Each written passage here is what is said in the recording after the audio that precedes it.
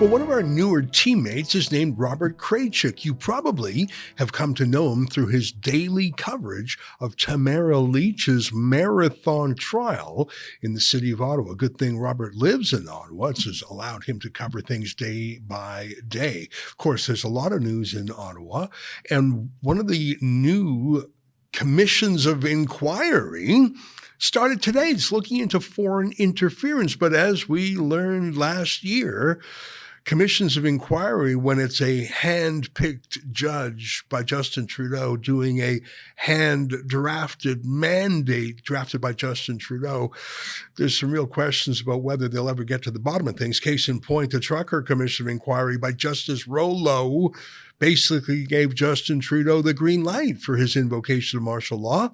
However, when that went before a real court, an independent judge who followed the law, not Justin Trudeau's directions, of course, we see what happened last week. Justice Mosley of the Federal Court of Canada ruled that Trudeau's martial law was, well, here's 5 words from the ruling: illegal, unreasonable, unjustifiable, unintelligible, and unconstitutional.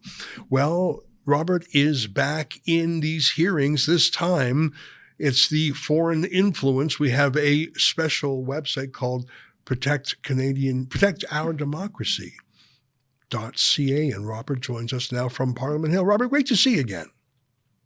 Yes, it's great to see you too.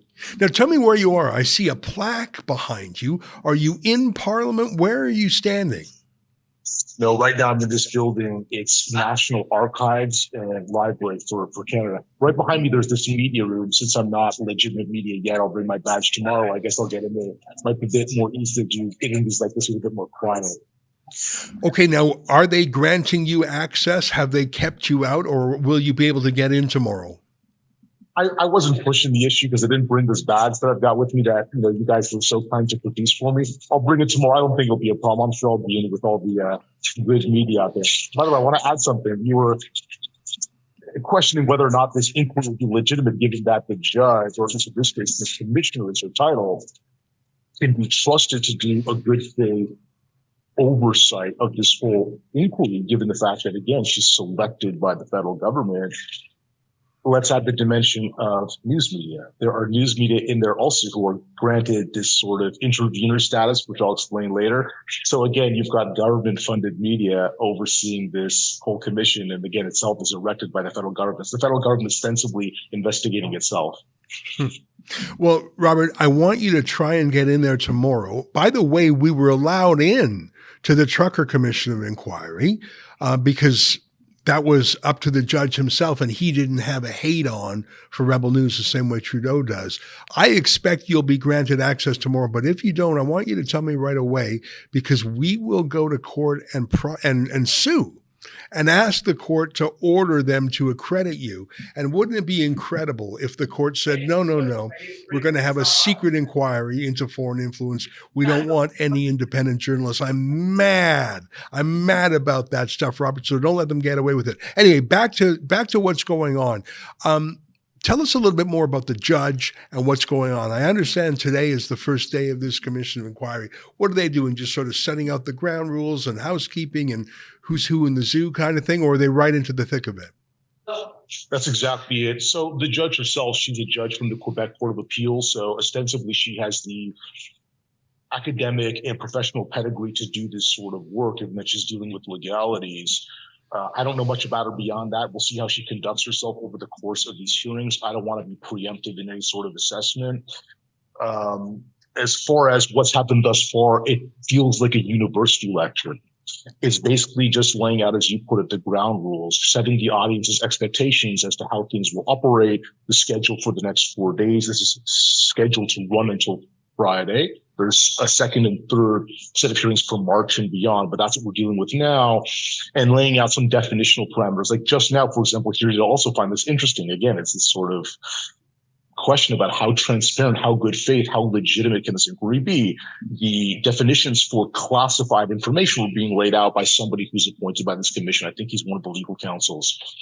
And he's stating that There are different degrees of classified information, different degrees of secrecy, and putting aside all those sort of minutiae, those boring details, the most important factor is as follows: that in the event that there is classified information that will be presented to the commissioner and her legal team, and that presumably, let's say the commissioner and the legal team want to make that public, they don't think there's a justification to keep this from Canadians, it's still up to the government to make that final determination. So basically, if the commissioner and her legal team want to make something public, they've got to go to the government and say, pretty please. Really? So Trudeau has a veto. Trudeau has given himself a veto on what can be released. Well, this is what they call in Britain. They call this a stitch-up, is what they would say. Now, let me ask you this. I seem to recall the Conservative Party of Canada wanting full access, wanting equal access to look at things. And I recall reading headlines that was denied. Are there different tiers of participants here? Because, by the way, I accept that there are some things that are national security secrets that it's probably not wise for me and every ordinary person, including bad guys, to know.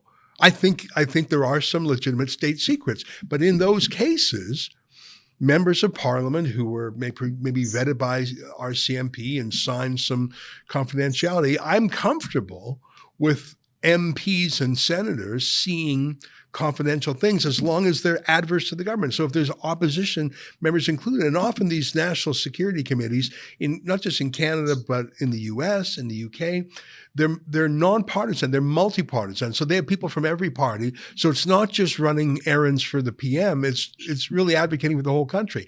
Let me ask you this. Are there people in that room who are adverse to Trudeau who still have access to everything? Or is it all a Trudeau stitch-up? Is it just if you're with Team Trudeau, you get full access? If you're not, well, you can just stay over there and we'll decide what you can see and hear. Okay, so let's take your first question first, which was whether or not there are degrees or levels of participation. So there are basically two broad categories. One is a party with standing, and standing, a party or person with standing will have essentially full access to everything except for those things deemed classified, which will only first be shown to the commissioner and her legal team. And then there's a possible dispute there. Again, if they ask the government, pretty please, can we disclose this beyond that? And they'll have the access to cross-examine witnesses. The second is a so-called intervener. That's a term I alluded to earlier. An intervener has limited access to the proceedings.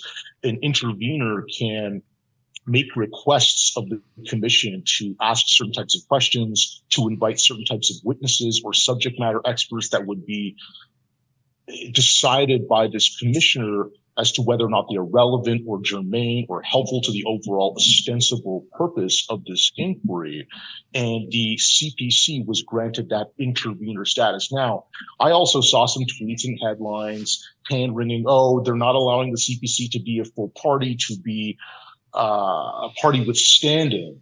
So is this inquiry really legitimate? I don't know if I agree with that completely, but I will say this: what the commissioner could have done to sort of afford this standing to the CPC while maintaining some degree of even-handedness would be to grant that to all political parties who requested it. And that wasn't done. Mm-hmm. So you could still have a Liberal Party representative in addition to the federal government, an NDP representative, so to speak, and these different parties could have either intervener status, as was granted in the CPC, or full standing to introduce witnesses, to cross-examine witnesses, to introduce evidence, and so forth. You know, there's so much wrong with foreign influence in Canada. Global News broke the story a few weeks ago about 700 agents of the Iranian dictatorship running amok in Canada. 700 basically foreign spies from Iran alone. And then you've got China, which is absolutely not only in industrial, intellectual espionage, but in influence campaigns.